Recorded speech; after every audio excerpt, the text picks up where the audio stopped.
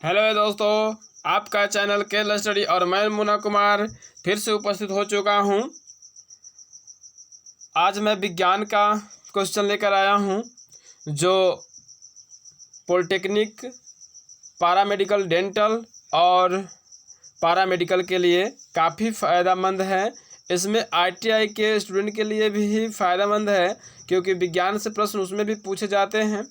और मैं मैथ का भी वीडियो बहुत जल्द अपलोड करूँगा जिससे आप लोग के इस प्रतियोगी परीक्षा में बहुत ही सुविधा होगी। ठीक है। और ग्रुप डी के लिए भी एक प्रश्न बहुत ही कारगर साबित होंगे। तो आइए शुरू करते हैं।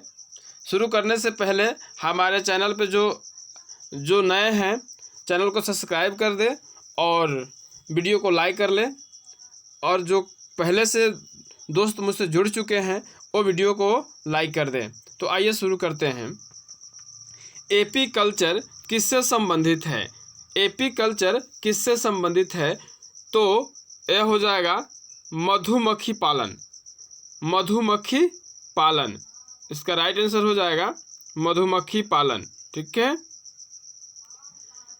अब इसमें दिया ऑप्शन तीन ऑप्शन है इसमें। मत्स्य पालन। मत्स्य पालन में क्या होता है? मत्स्य पालन को पीसी कल्चर बोलते हैं। और उद्यान विज्ञान इसको हॉर्टिकल्चर बोलते हैं। हॉर्टिकल्चर और मुर्गी को पोल्ट्री फार्मिंग। ठीक है। तो आगे बढ़ते हैं। अब कह रहा है खैरा रोग किससे संबंधित है? तो खैरा रोग धान से संबंधित है। खैरा रोग धान से संबंधित है। ठीक है। तो इसमें ऑप्शन है तीन। अब तीन ऑप्शन को भी डिस्कस कर लेते हैं। अब मूंगफली में, तो मूंगफली में टिकटिका रोग पाया जाता है। कौन सा रोग? टिकटिका रोग। मक्का में कौन सा रोग पाया जाता है? तो मक्का में व्हाइट बर्ड रोग पाया जाता है। ठीक है। और आलू में कौन सा रोग पाया जाता है? सैथिल रोग पाया जाता है। आगे बढ़ते हैं। क्वेश्चन नंबर 3, आयरन सबसे ज़्यादा पाया जाता है। आयरन सबसे ज़्यादा किस में पाया जाता है? तो आयरन सबसे ज़्यादा पालक में पाया जाता है। ठीक है। तो आगे बढ़ते हैं।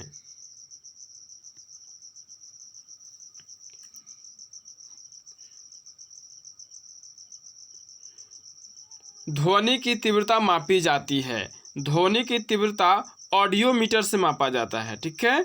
ऑडियोमीटर से मापा जाता है। अब आगे देखिए। ठीक है। क्वेश्चन नंबर 5, विद्युत धारा मापने के लिए उपयोग किया जाता है। तो विद्युत धारा मापने के लिए उपयोग जो किया जाता है ए मीटर हो जाएगा। ठीक है। अब ऑडियो फोन है, वोल्ट मीटर है, गैल्वेनोमीटर है, बट इसमें जो ऑप्शन आपका ऑप्शन नंबर डी हो जाएगा राइट आंसर। आगे बढ़ते हैं। निम्नलिखित में से किसका मात्रक समान है?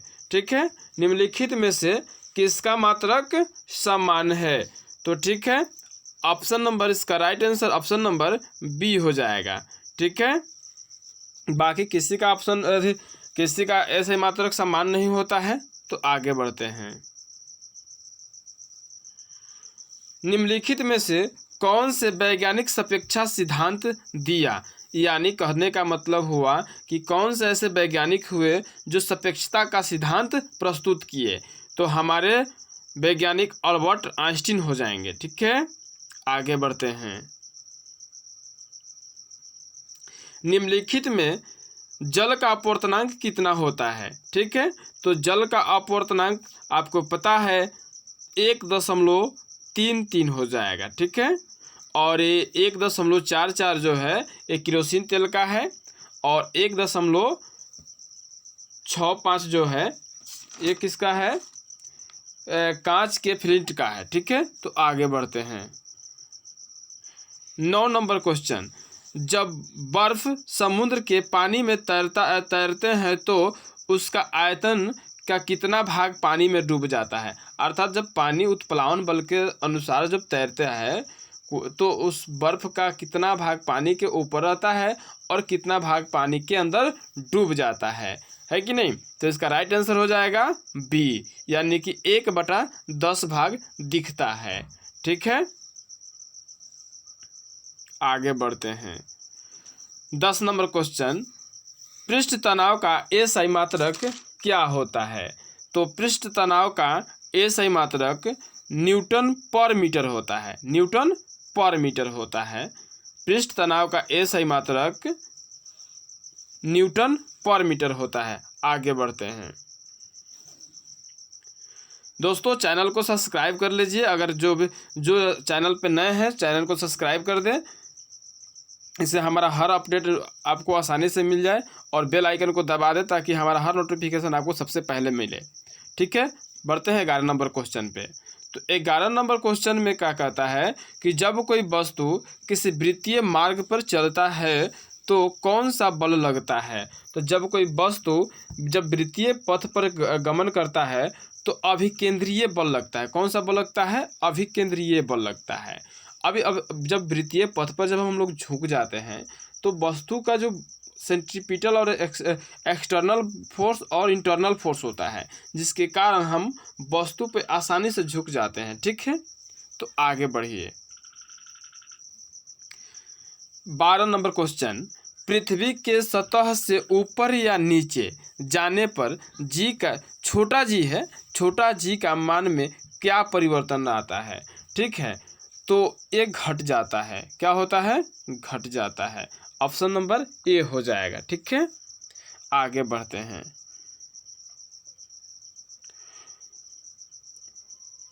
13 नंबर क्वेश्चन, एक अश्व शक्ति बराबर होता है तो 746 वाट होता है। ठीक है, एक अश्व शक्ति किसके बराबर होता है, तो 746 वाट। ये पॉलिटेक्निक के लिए एकदम वीवीआई क्वेश्चन है, ये बार बार पूछा जा चुका क्वेश्चन है। ठीक है, आगे बढ़ते हैं।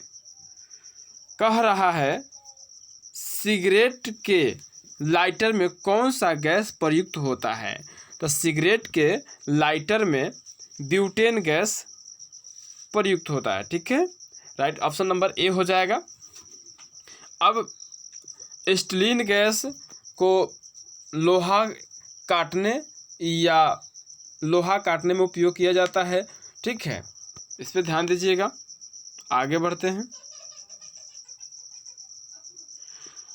एलपीजी 15 नंबर क्वेश्चन है, एलपीजी अत्यधिक ज्वलनशील होते हैं, इससे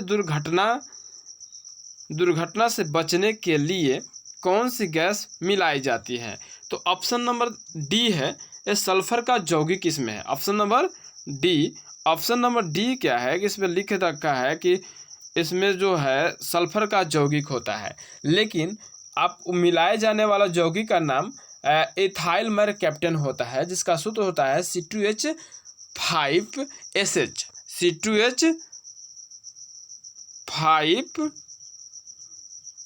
यहाँ लिखा नहीं आ रहा है, C2H5SH हो जाएगा। ठीक है, C2H5SH हो जाता है, इसलिए आप लोग याद रखिएगा। इसका राइट आंसर तो ये हो जाएगा, लेकिन अगर इसका यौगिक का सूत्र पूछे तो लिख लीजिए C2H5SH। आगे बढ़ते हैं।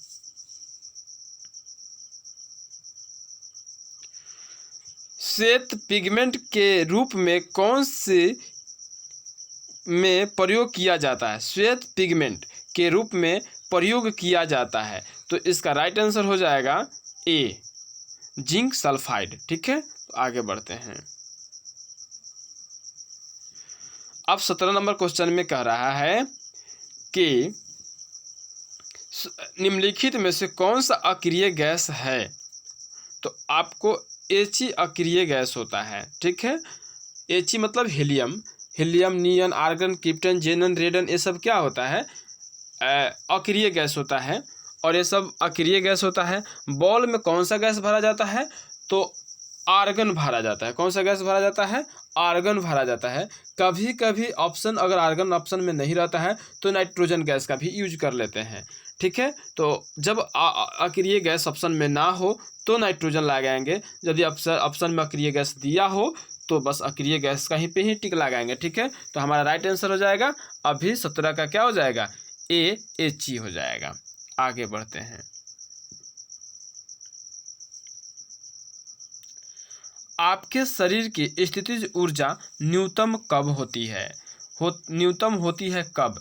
जब आप शरीर के आप मतलब यहाँ है ऑप्शन में दे रखा है खड़ा होने पे, कुर्सी पे बैठने पर, ज़मीन पर बैठने पर और ज़मीन पर लेटने पर। तो इसका राइट आंसर डी हो जाएगा। इसका क्या मतलब हुआ कि जब हम ज़मीन पे लेट जाते हैं तो हमारा भार क्या हो जाता है? डिस्ट्रीब्यूट हो जाता है। तो इसीलिए हमारे शरीर का न्यूनतम ऊर्जा स्थितिज ऊर्जा कब लगेगा? जब हम वस्तु शरीर ज़मीन पे पूरी की पूरी लेट जाएंगे तो। ठीक है, आगे बढ़ते हैं।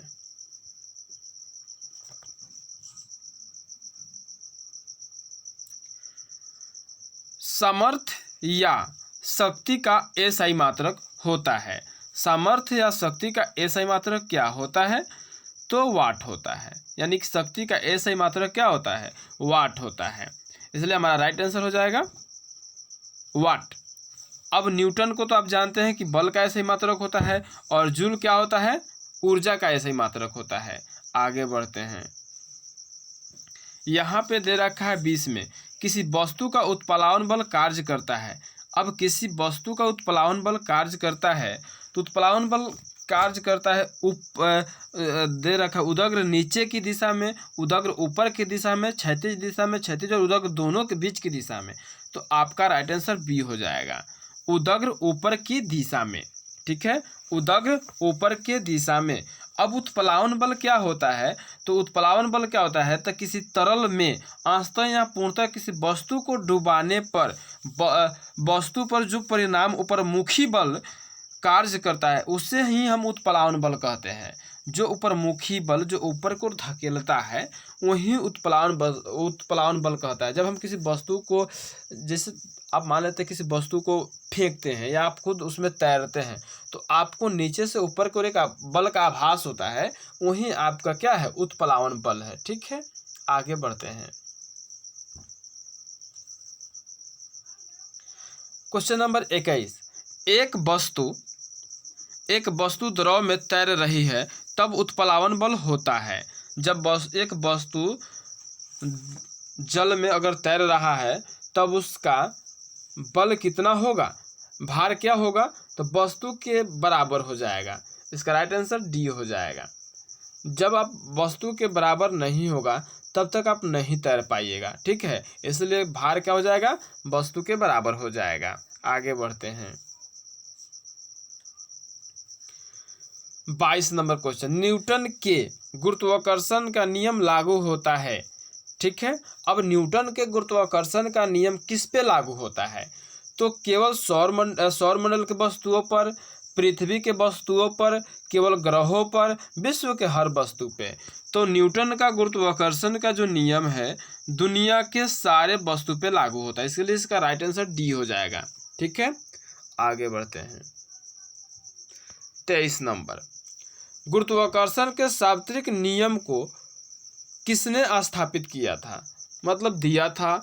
ठीक है, तो गुरुत्वाकर्षण के सार्वत्रिक नियम को न्यूटन महोदय ने दिया था। इसका राइट आंसर बी हो जाएगा। ठीक है, आगे बढ़ते हैं।